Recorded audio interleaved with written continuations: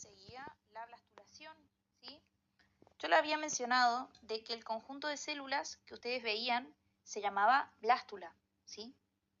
Bien, ¿esto es correcto? Sí, se llama blástula o blastocisto. Pero se forma una cavidad, ¿sí?, llena de líquido. En todo este montón de celulitas se van a un costado. Se forma una cavidad llena de líquido que se llama blastocele, ¿sí?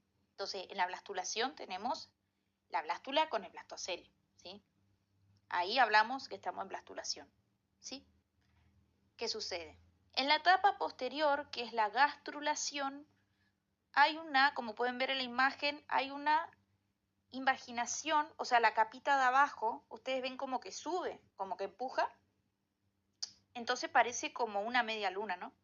Bueno, al hacer ese empuje, si quieren que lo diga así, fíjense que ya no hablamos de que la capa externa de células son parte de la blástula o son el blastocisto, sino que la capa externa de células se va a dividir, ¿sí? Tenemos una capa que está más por fuera, que se llama ectodermo, ecto significa afuera, y una capa que está casi en el centro, ¿no? Interna. Bien, esa capa se llama endodermo. Bien, ya vamos a ver más adelante por qué hay un ectodermo y un endodermo, ¿sí? En la etapa posterior corresponde la formación de una capa embrionaria más, que es el mesodermo, ¿sí? Entonces, blastulación pasa a gastrulación. Blastulación tenemos primero ectodermo y endodermo. ¿Bien? Cabe mencionar que, como observan en la imagen, ahora tenemos dos aberturas, si se quiere, ¿sí? Una es el arquenterón o gastrocele que les marqué. Se llama así porque cuando decimos que algo es entérico, proviene del digestivo, ¿sí? Y arque significa anterior, primitivo, ¿sí? Entonces el tubo digestivo primitivo. También se le puede denominar gastrocele porque gastro viene de digestivo y cele, en realidad gastro significa estómago, y cele significa cavidad.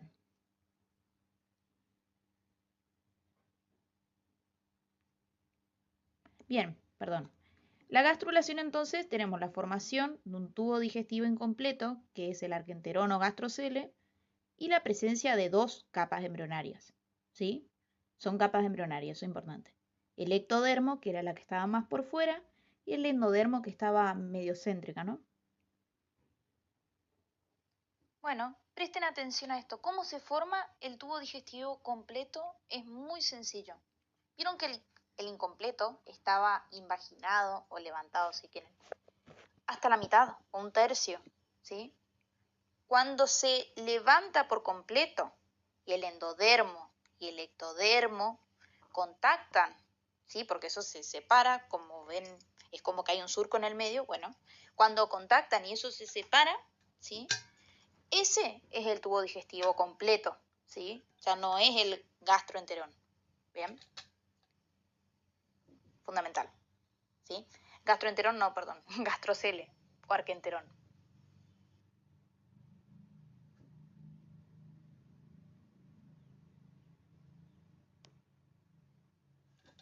Fíjense, yo les decía que era importante lo de las capas embrionarias.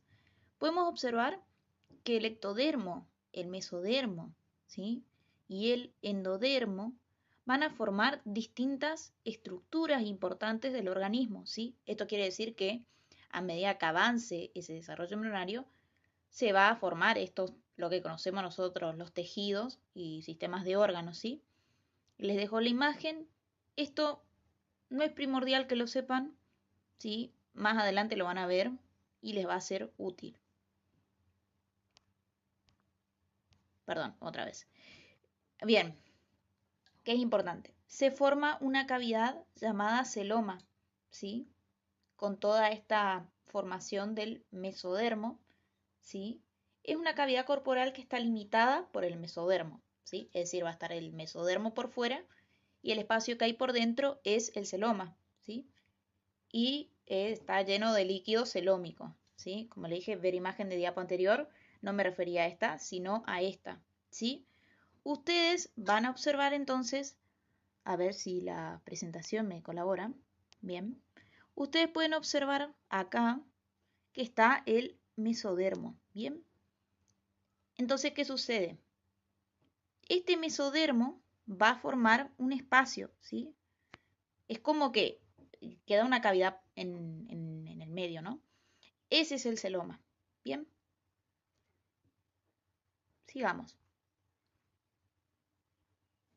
Bueno, acá dicho de forma muy sencilla, les había dicho que había animales acelomados, pseudocelomados y eucelomados, ¿sí? En el caso de los acelomados, ¿sí? Vemos que hay un tubo digestivo. ¿Se acuerdan que había, después del arquenterón, un tubo digestivo verdadero? Bien. Pero hay un parénquima, ¿sí? Es decir, hay algo llamado tejido conectivo embrionario. Ya lo van a ver en histología que es un tejido conectivo, ¿sí? Entonces, por fuera de este tubo digestivo está este parénquima o tejido conectivo embrionario completando, ¿sí? Eso en un animal acelomado, ¿sí? En un animal pseudocelomado, vemos que tiene el tubo digestivo, lo cual está muy bien, ¿sí? Pero tiene un pseudocele, ¿sí? Porque pseudocelomado es como que quiere tener un celoma, pero no lo tiene, ¿bien? Un pseudocele, ¿sí? Como que se parece al blastocele, el que dijimos al principio. En el estado de blástula había una cavidad, bueno, es un derivado de ese, ¿sí? Ahora, vemos que en el caso del eucelomado, tiene por un lado el tubo digestivo y por otro tiene el celoma, ¿sí? Hay una diferencia, ¿bien? Bien, presten atención porque faltó hablar de formación del celoma por esquizocelia y enterocelia. Bien, ¿qué sucede? Ustedes recuerdan que había el estado de blástula y después de gástrula, ¿sí? Que en la gástrula había un endodermo, había un ectodermo y un tubo digestivo primitivo o arquenterón, ¿sí? Y que después que se, digamos, abría paso este tubo digestivo y pasaba a ser un tubo digestivo completo, como un tubo, como una manguera si quieren, se formaba el mesodermo, ¿sí? Bien, eso como recordatorio. Bien. Bien, ahora que ya ubicamos al mesodermo, recordemos que había modelos acelomados y pseudocelomados, ¿no? Y además celomados, ¿bien?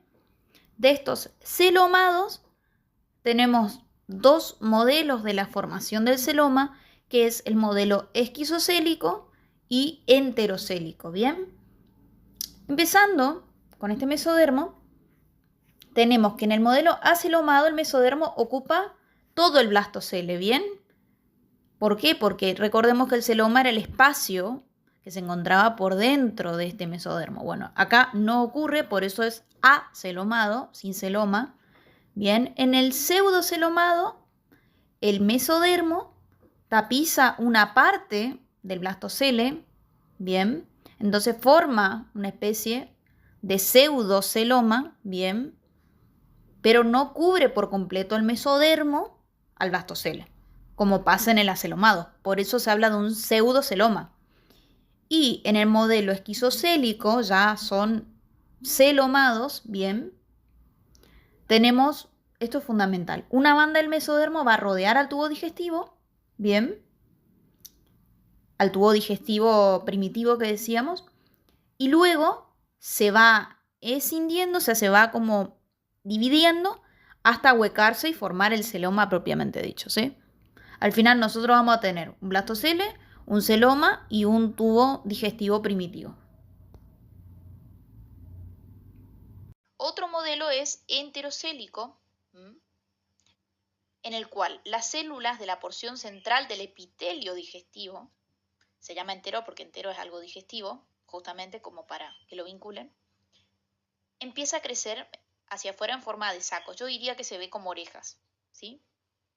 Y se expanden hacia la cavidad, la única cavidad que hay en este momento hacia adentro es el blastocele. Se expanden hacia el blastocele. Esas paredes forman una especie de anillo mesodérmico, ¿sí?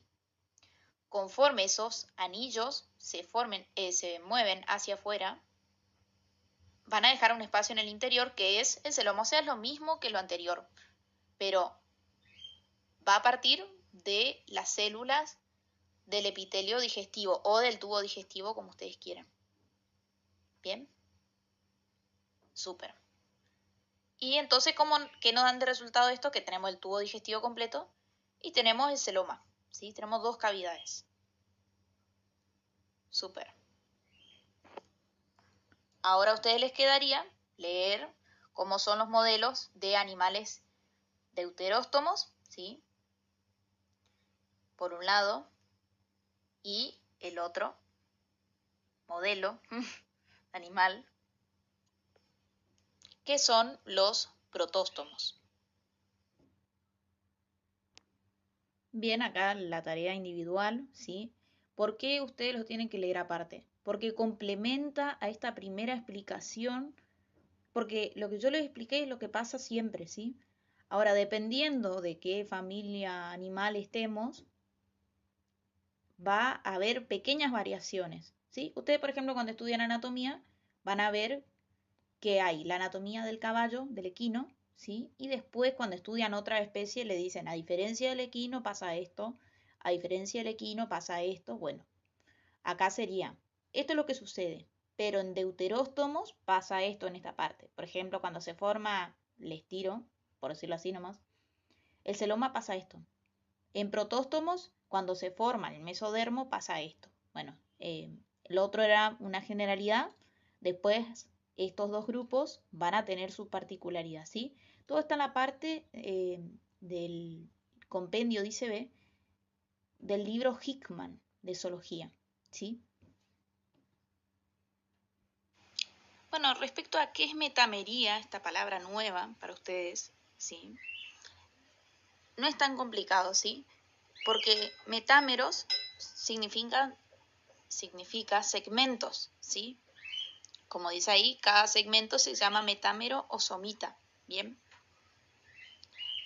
Se suele usar también el término de tergos, ¿sí? Ya van a llegar a zoología, ¿sí? Perdón, yo siempre me gusta hilarlo con cosas de años posteriores, ¿sí? Entonces, sí, metámero es un segmento, metamería, entonces, o metamerismo, es la repetición de esos segmentos, ¿sí? Hablamos de cantidad de segmentos. Como dice ahí, que son semejantes, se sitúan a lo largo del eje longitudinal del cuerpo, ¿bien? Cada segmento se llama metámero o somita, está representado por un número de estructuras variable dependiendo del grupo animal, ¿sí? Acá tenemos un insecto, por ejemplo, ¿sí? Porque es un insecto, verán que tiene 6, como te dirían, patas, ¿no? Fíjense que tiene bien dividido lo que es cabeza, tórax y abdomen. Si yo observo, yo puedo a simple vista decir hasta acá es cabeza, hasta acá es tórax y hasta acá es abdomen, ¿sí? Entonces, ¿qué son metámeros? Son segmentos. Tan sencillo como eso. Bien. Ahora, en cuanto a cefalización, ustedes tengan en cuenta que cuando dicen que algo es cefálico, es perteneciente a la cabeza, ¿sí? Está en la cabeza. Entonces, la cefalización es esa tendencia evolutiva, como menciona ahí, a que muchos órganos importantes, ¿sí? Se encuentren a nivel de la cabeza. En sí es que haya la formación especial, específica de una cabeza, eso es cefalización, ¿sí? ¿Qué encontramos en la cabeza? Piensen, los ojos, ¿sí? Tenemos las orejas, con el oído, por supuesto. Oreja le diría más bien a la parte externa del oído, lo que nosotros vemos, ¿sí? La nariz, ¿sí? La boca, dentro de la boca, la lengua, ¿sí? Son órganos de los sentidos, ¿sí? Y también dentro de la cabeza se encuentra el sistema nervioso, ¿sí? Se encuentra el encéfalo. Ustedes van a conocer el término cerebro, ¿sí? Pero en realidad hay más, ¿sí? Lo que ustedes conocen como cerebro es el encéfalo, ¿sí? Porque no solo está el cerebro, hay otras estructuras más. No me quiero ir con eso, ¿sí? Van a haber órganos del sistema endocrino, glándulas en realidad se dice, del sistema endocrino. Cuando entiendan qué es una hormona, van a entender por qué es importante este sistema endocrino. Es el que produce estas hormonas, ¿sí? Entonces, fundamental este fenómeno de cefalización, ¿sí? Bueno, respecto a evolución, nosotros tenemos que ver 3 conceptos que están relacionados, ¿sí? Selección natural, supervivencia y adaptación, ¿sí? Selección natural, como indica ahí, es en la que los organismos mejor adaptados tienen más probabilidad de sobrevivir y convertirse en progenitores de la siguiente generación. Eso quiere decir que los que tengan mejores características heredadas, recuerden que adaptación eran características heredadas, ¿sí? Van a sobrevivir, ¿sí? O sea, van a seguir en el tiempo en ese medio ambiente y van a poder dejar descendencia, ¿sí? O sea, dejar crías, ¿no? Bien, ahora, la adaptación era, repito, cuando heredaban características que le permitían sobrevivir, ¿sí? Y, bueno, perpetuar la especie, ¿no? Por ejemplo, teníamos la jirafa, que primero tenía cuello corto y a lo largo del tiempo obtuvo un cuello largo, ¿sí? Eso fue tras años de evolución, por supuesto, como señalaban en el origen de las especies, ¿sí? Y selección natural, ustedes se pueden situar, ¿sí? En una situación en que ustedes dirían sobrevive el más audaz, por ejemplo, en el juego del calamar que tanto hablan ahora, ¿sí? O en los Juegos del Hambre, que bueno, más de 2015 por ahí, que sobrevivía el que sí, el que mejor se adaptaba a las circunstancias, ¿sí? El que mejor afrontaba los desafíos y demás, bueno, algo así. O imagínense el más inteligente recibiéndose de médico veterinario, si quieren. Porque está bueno asociarlo a algo que por ahí uno es más, le parece más amigable, ¿no? ¿Y qué es en sí la supervivencia? Es poder persistir en el tiempo ante las adversidades. Eso es sobrevivir, ¿sí? Inclemencia climática, etcétera, etcétera, etcétera. Bien. Bueno, la definición de ecología yo ya les había mencionado antes, ¿sí? Cuando hablamos de ramas de la biología, les dije que estudiaba cómo los individuos se relacionan entre sí y con su entorno físico, ¿sí? Con el medio ambiente les había dicho, ¿bien? ¿Sí? Curiosamente, la primera parte, eco, deriva de oikos, que significa casa, ¿sí? Es como estudio de la casa, por decirlo así. Bien, qué importante. ¿Por qué estudiamos ecología? Porque van a estudiar ecología en segundo año para 2 cosas, ¿sí? Estudiar los componentes y factores que inciden en los diferentes ecosistemas con el fin de eliminar o paliar el impacto del desarrollo de las actividades humanas, o sea, estudiar qué afecta a este medio ambiente, ¿sí? Van a estudiar lo que es contaminación ambiental, algo, ¿sí? Concientizar a los seres humanos sobre el grave peligro de una explotación irracional de la tierra. Esto es importante porque nosotros también vivimos en este medio ambiente que constantemente estamos perjudicando, si no somos nosotros, son el resto de los seres humanos. Entonces, no es afecto al medio ambiente y no me importa porque no va a pasar nada. Tiro el papelito en medio de la calle porque no va a pasar nada. Uso irracionalmente el agua porque no va a pasar nada, no va a bajar el río Paraná. Bien. Así de trascendental puede llegar a ser tener conocimiento sobre ecología.